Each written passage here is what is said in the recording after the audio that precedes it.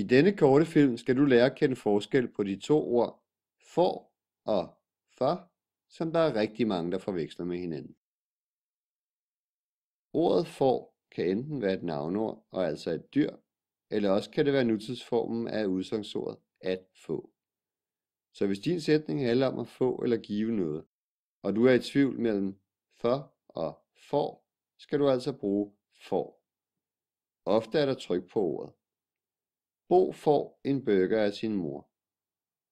Ordet for er der derimod sjældent tryk på, og ordet kan være 3 forskellige ordklasser. Det kan være et forrådsord, som i Lisa er glad for tiden. I den her sætning er det et gradspigeord. Det er bare for vildt det her. Og i den sidste sætning er det et bindeord. Bo er glad for at han har fået en burger. Lagde du mærke til at der ikke var ret meget tryk på for i nogle af sætningerne? Nu skulle du gerne kunne rette det ene bogstav fra et Å til et O og gøre denne sætning korrekt. For ikke for lam.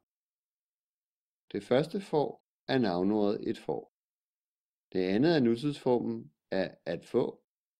Det tredje er dyret igen. Det fjerde er et bindeord, der hægter sætningen sammen. Det femte er dyret igen, og det sjette er nutidsformen af at få igen. Det vil sige, at det er nummer 4 bindeord, der skal ændres til for. Når jeg nu siger det langsomt, kan du også høre, at der ikke er tryk på nummer 4. Får, ikke for lam. Men kort sagt skal du blot huske, at når det drejer sig om at få eller at give noget, skal du bruge får, når du er i tvivl mellem får